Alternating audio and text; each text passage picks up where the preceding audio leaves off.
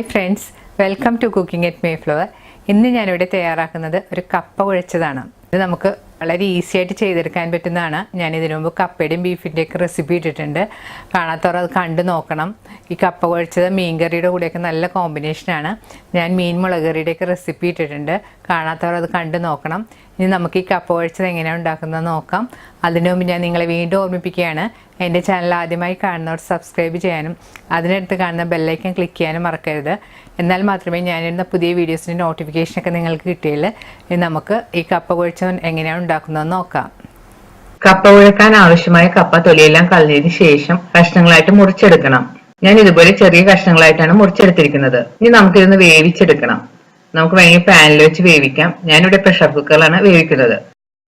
ഇനി ഈ കപ്പയിലേക്ക് നമുക്ക് ആവശ്യത്തിന് മഞ്ഞൾപ്പൊടിയും ഉപ്പുപൊടിയും കൂടി ചേർത്ത് കൊടുക്കാം.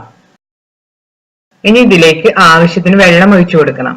വെള്ളം നമുക്ക് അപ്പം മുങ്ങാൻ പാകത്തിന് വെള്ളം ഒഴിച്ചു കൊടുക്കണം. ഇനി ഒന്ന് സ്പൂൺ കൊണ്ട് നന്നായിട്ട് മിക്സ് ചെയ്ത് കൊടുക്കാം.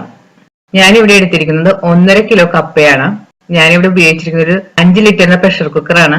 നമ്മൾ തീരെ ചെറിയ കുക്കറൊക്കെ ഉപയോഗിച്ചിട്ടുണ്ടെങ്കിൽ സ്റ്റീം വരുമ്പോൾ വെള്ളമൊക്കെ പുറത്തേക്ക് ചാടിപ്പോകും. അപ്പൊ എപ്പോഴും ഇത്തിരി വലിയ കുക്കർ ഉപയോഗിക്കുന്നതാണ് നല്ലത്.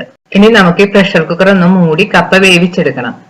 കപ്പ കുക്കറിൽ വെച്ചതിന് ശേഷം ഒരു 2-3 വിസിൽ വരുമ്പോഴത്തേക്കും നമുക്ക് സ്റ്റവ് ഓഫ് ചെയ്തിടാം. ഇപ്പോൾ കുക്കറിന്റെ സ്റ്റീം ഒക്കെ പോയിട്ടുണ്ട്. നമുക്ക് തുറന്ന് നോക്കാം. ഇനി നമുക്ക് കപ്പ വെന്തിട്ടുണ്ടോ എന്ന് നോക്കാം. ഇതിന്നൊരു കഷ്ണം എടുത്ത് കപ്പ നല്ല പാകത്തിന് വെന്ത് വന്നിട്ടുണ്ട്. ഇനി നമുക്ക് ഈ കപ്പയിലുള്ള വെള്ളം എല്ലാം ഒന്ന് ഊറ്റിക്കളയണം.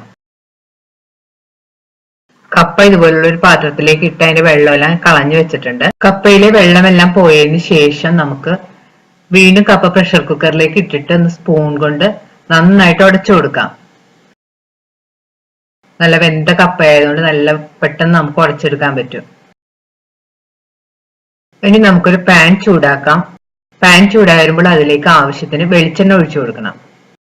എണ്ണ നല്ലതുപോലെ ചൂടായി വരുമ്പോൾ അതിലേക്ക് കടുകിട്ട് പൊട്ടിക്കണം. കടുക് പൊട്ടി വരുമ്പോൾ അതിലേക്ക് കറിവേപ്പിലയും ഉണക്കമുളകും കൂടി ചേർത്ത് കൊടുക്കാം. ഇതിലേക്ക് ചെറുതായിട്ട് അരിഞ്ഞു വെച്ചിരിക്കുന്ന ഉള്ളിയും കൂടി ചേർത്ത് കൊടുക്കണം. ഇനി ഒന്ന് നല്ലതുപോലെ വഴറ്റി കൊടുക്കണം.